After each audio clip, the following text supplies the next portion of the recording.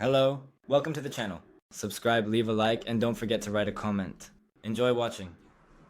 I parked 3 blocks away from the house on purpose, not because there wasn't space closer, but because I needed those extra few minutes to breathe before I had to walk into the performance.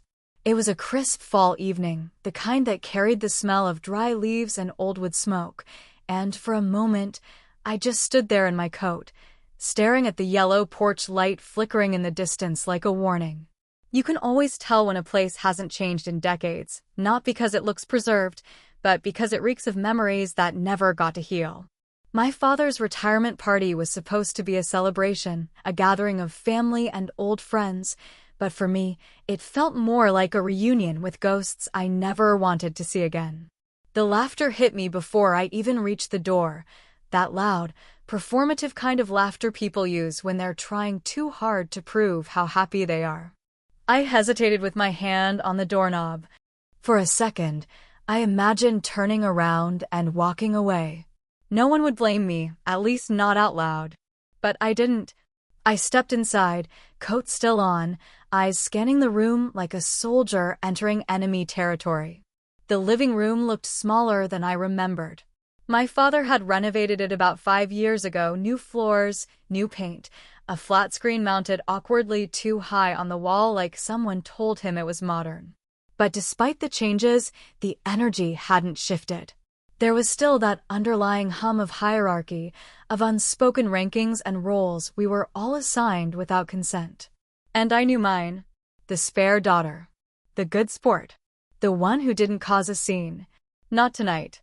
Emily saw me before he did.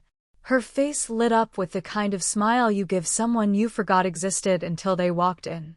She was standing near the fireplace, surrounded by a circle of friends, still wearing that wine-colored shade of lipstick she always said made her feel elegant but unapproachable.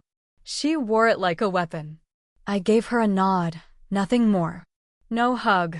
No words. Let her be uncomfortable. I was done playing catch-up in a race she started behind my back.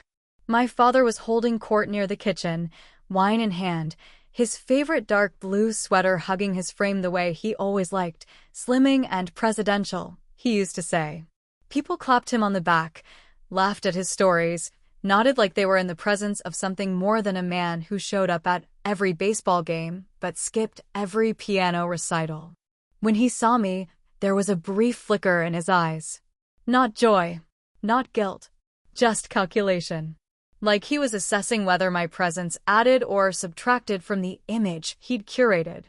Then came the smile, that familiar, almost condescending curve of his mouth, like he expected me to be grateful just to be noticed. He opened his arms. "Sammy, you made it after all." I said I would, I answered flatly, already feeling the weight of 100 fake niceties pressing against my chest. He kissed my cheek and ushered me toward the dining room where the buffet was set up like some suburban imitation of a wedding reception. I took a glass of wine, even though I'd promised myself I wouldn't. I figured I'd earned it just for walking through the door. The room was filled with people who had known me since I was in braces, people who still called me Little Sam, even though I was 39 and had lived in 3 cities, survived 1 near marriage, 2 layoffs, and a therapy journey that could have bankrupted a lesser woman. But none of that mattered here.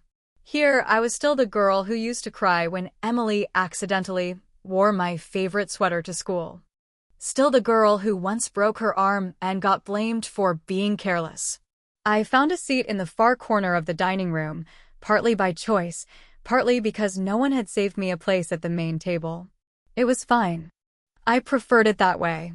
I could watch everything from here, the charade, the alliances, the subtle digs disguised as compliments.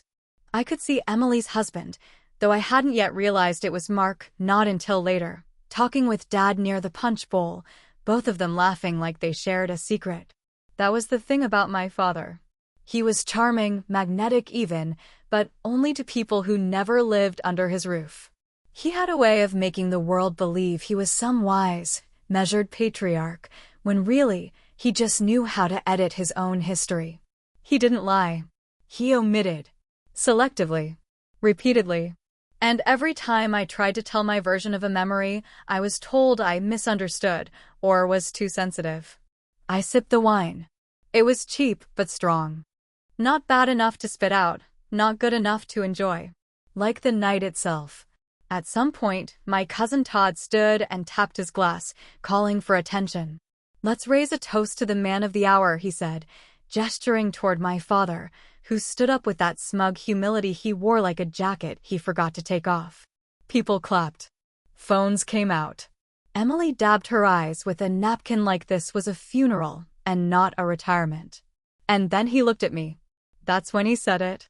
A little chuckle under his breath, glass in hand, head tilted slightly to the side like he was about to give me a life lesson. "Maybe one day you'll find someone too." The room burst into laughter. But I didn't laugh. I just raised my glass, held his gaze, and said nothing. Not yet. It was the summer of 2022, about 8 years ago, when I made what I now recognize as the most painfully naive decision of my adult life, introducing my fiancé, Mark, to my family at the lake house in upstate Michigan. At the time, I thought I was bringing together two of the most important parts of my world, blending them like a perfect cocktail where the sweetness of love would mix effortlessly with the familiar warmth of home. But life, as I've come to learn, doesn't work like that. You don't get to keep things separate and clean forever. Eventually, the lines blur. Eventually, someone spills the drink. Back then, Mark was everything I thought I needed. Tall, steady, charming without being cocky, a man who listened more than he talked, who made me feel seen in a way no one else ever had. We met at a bookstore in Chicago where I accidentally knocked over a stack of biographies trying to reach something on the top shelf, and he helped me pick them up without laughing at me once. That was his gift. He never laughed at me the way others did. At least, not when I could hear it. By the time I brought him to the lake house, we had been engaged for 3 months. I wanted my father's approval, though I'd never admit it out loud, not even to myself. Somewhere deep down, I still craved that nod, that small acknowledgement that maybe I had chosen right for once. But what I got instead was indifference wrapped in politeness, the kind of careful civility my father reserved for people he didn't care to understand. He shook Mark's hand like he was meeting a mailman, and then promptly turned his attention to the steaks he was grilling on the deck like it was just another Saturday. Emily, however, was different. From the first moment she laid eyes on him, she lit up like a goddamn Christmas tree. She laughed harder at his jokes than anyone else, made a point to sit next to him during every meal, and suddenly remembered stories from our childhood that she hadn't spoken of in decades. And Mark? At first, I thought he was just being polite, that he smiled back because he was a guest, because he didn't want to cause waves. But now I know that look. I've replayed that look in my head more times than I can count, and I can tell you now with certainty, it wasn't polite interest. It was possibility. That weekend was hot.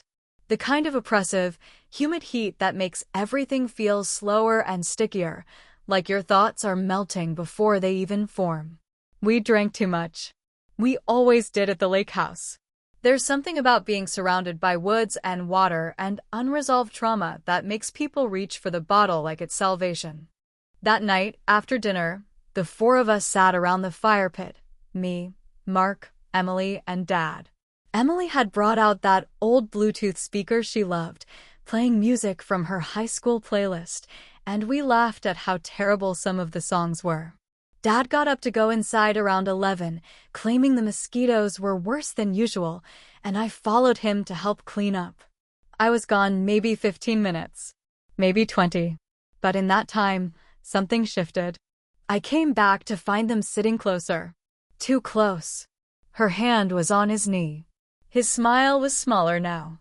Tighter. Guilty. I didn't say anything that night. Not then. I told myself I was tired, that I had imagined it, that maybe it was just the wine or the smoke from the fire messing with my head. I wanted so badly to believe I was wrong. Because if I wasn't, it meant something far worse. It meant that the 2 people I trusted the most had already started erasing me. The photo came months later. Buried in a Facebook album my cousin had uploaded without tagging anyone. A casual group shot taken on the dock during that same weekend, Emily and Mark off to the side, holding hands in a way that wasn't obvious unless you knew what you were looking for. And right beside them, my father. Smiling, not confused, not surprised. Smiling like a man who had already made peace with something long before I ever knew it existed. He knew. He always knew. And he said nothing. After that, things changed quickly. Mark grew distant. He postponed the wedding, citing work stress and family obligations. Emily stopped answering my calls, claiming she was super busy with her new job. My father, when I finally confronted him weeks later, simply said, maybe they were just meant for each other. Like that was supposed to make it better. Like I was supposed to step aside and clap for their happiness. Like love was some kind of relay race, and I should be proud to have passed the baton. I never got an apology. Not from Mark. Not from Emily. And certainly not from my father. What I got instead was silence. That cruel, echoing silence that fills the space between betrayal and acceptance. I left. I moved to a new city. I deleted numbers. I swallowed the bitterness until it stopped burning. But it never really went away. Which is why, standing there at my father's retirement party, wine in hand, I felt that cold thud in my chest when the front door opened and in walked Emily, smiling, radiant, smug, with Mark right behind her. They weren't just guests. They walked in like royalty. They were holding hands. And on Emily's finger? A ring I recognized. They were married. No one had told me. Not one goddamn soul. I sat in the corner with my wine glass still half full, gripping the stem like it might float away if I let go, watching the way everyone's faces gleamed under the cheap yellow lights my father had insisted gave ambience to the room, when really, they just made everything feel like an old family photo, washed out, faded, slightly overexposed. From where I was sitting, I could see almost everyone, a sea of forced smiles, old grudges simmering under the surface like coals in a grill no one bothered to extinguish, and familiar faces that once meant something until life redefined them into strangers. Emily was already working the crowd with that effortless energy she always carried, the kind that made people lean in, laugh louder than necessary, nod as if her every word was a sermon. She was dressed in that muted emerald green that flattered her skin tone perfectly, something she'd figured out back in college and never let go of. Her hair was done just right, makeup subtle but strategic, like she knew there would be photos taken and didn't want to give anyone the satisfaction of a bad angle. And of course, Mark was never far behind her, standing slightly back like a dutiful shadow, pretending not to notice the glances, the hushed curiosity, the weight of what their presence really meant.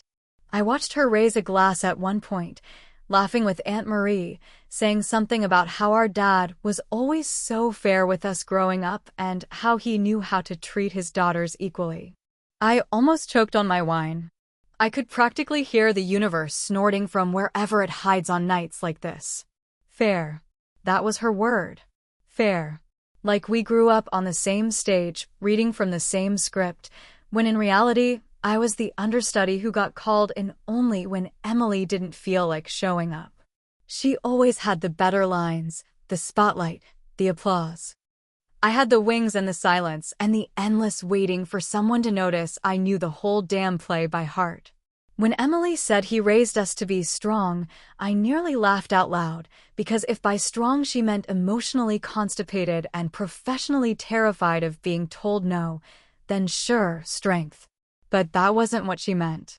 She meant her version of strength, the one that got praised in family group chats, rewarded with brunch invitations and first pics from mom's jewelry box.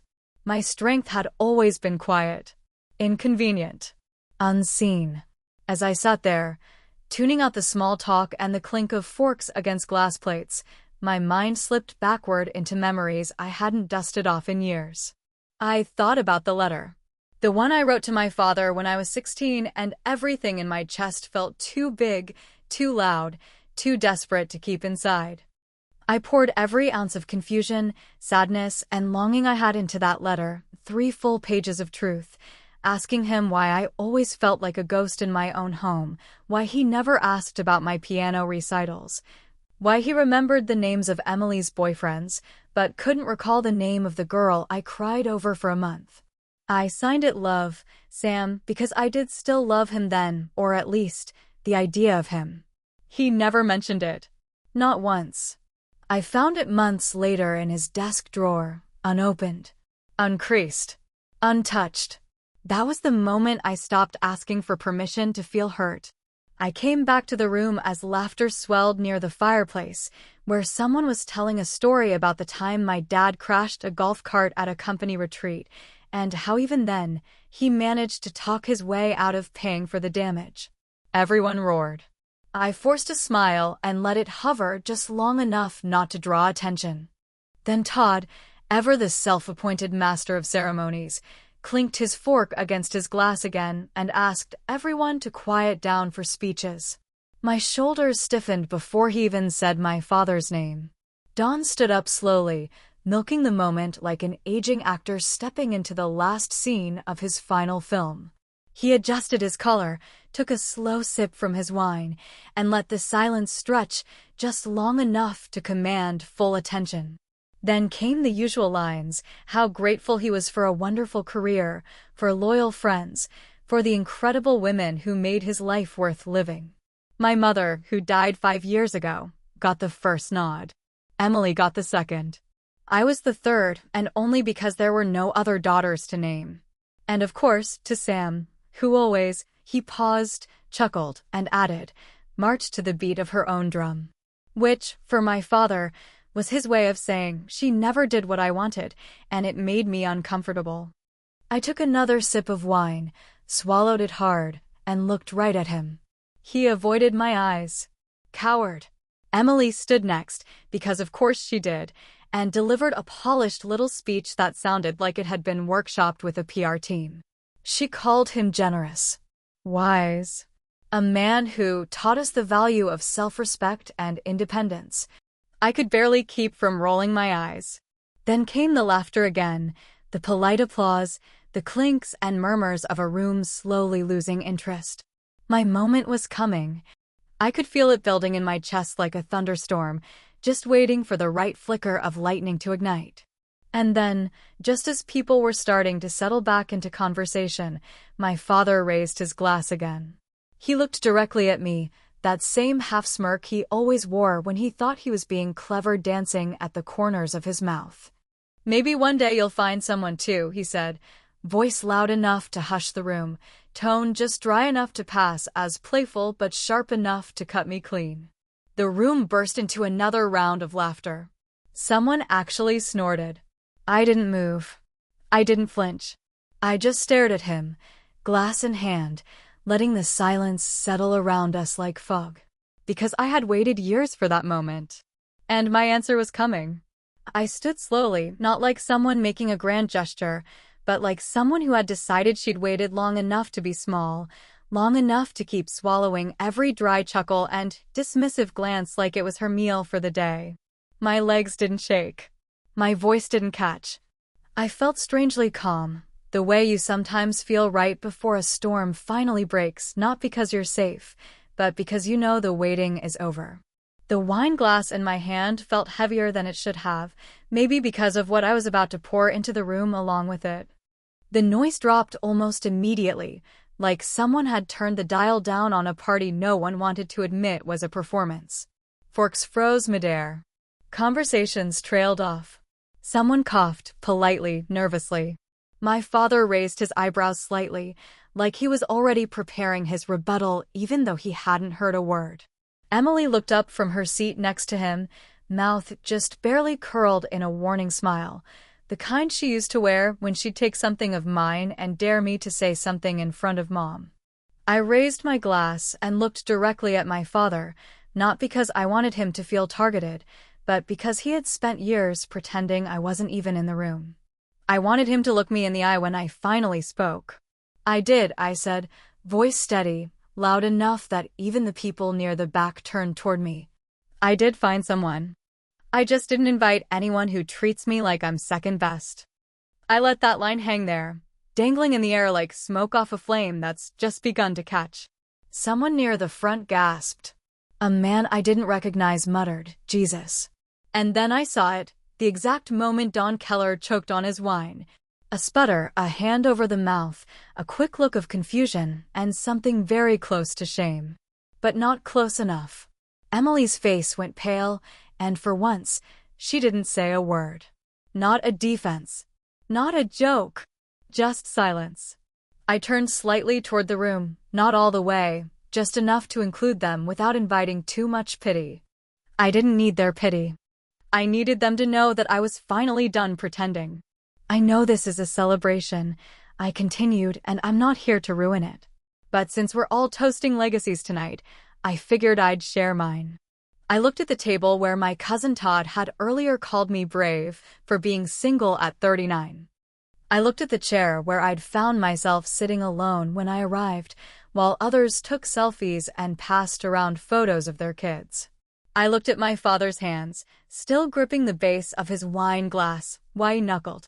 Growing up, I said slowly, I learned how to smile when I wasn't seen. I learned how to stay quiet when I was left out. I learned how to forgive people without ever getting an apology. And I learned how to make myself small enough to fit into the spaces left behind by people who were always more important. No one was eating anymore. No one was chewing or whispering or filling the air with distractions. They were listening. And I made sure to speak not with anger, but with something far more dangerous, clarity. I brought someone here once. Someone I thought I would spend my life with. Some of you met him. Some of you watched him leave with someone else. And some of you knew what was happening before I did. I didn't name names. I didn't need to. The guilty always recognize themselves in silence. My father, I continued, turning back to him now, once told me I was too emotional. That I read too much into things. That I needed to let go. And maybe I did. Because I let go of so much, for so long, that I didn't even recognize myself anymore. But I'm done with that now. I raised my glass higher and let it hover in the space between defiance and finality. This isn't bitterness. This is closure. Then I drank. Slowly, calmly, a long sip like communion, and I set the glass down on the edge of the table with the kind of precision that says, I'm not here to throw things. I'm here to bury them. No one applauded. No one moved. It was better that way. I returned to my seat without looking around, without asking for validation or scanning for reactions. If they were uncomfortable, they should have been. If they were quiet, it was only because they'd never learned how to sit with a truth that wasn't polished and pleasant. For years, I'd been the family's quiet one, the sensitive one, the one who let things get to her. Tonight, I let it get to them. A few people tried to pick the mood back up with nervous laughter. Someone coughed again. A bottle popped open somewhere in the kitchen as if sound could sweep the moment under a rug. But it wouldn't. Not this time. And then I felt it, a buzz in my jacket pocket. A vibration, short, insistent, urgent. I pulled the phone out without even glancing around. The screen lit up with a name I hadn't seen in months. Mark. Just one message. One word. Sorry. I stared at it for a long time, the room humming softly behind me, voices returning to their shallow rhythm. But I wasn't part of it anymore. Not now. Not ever again.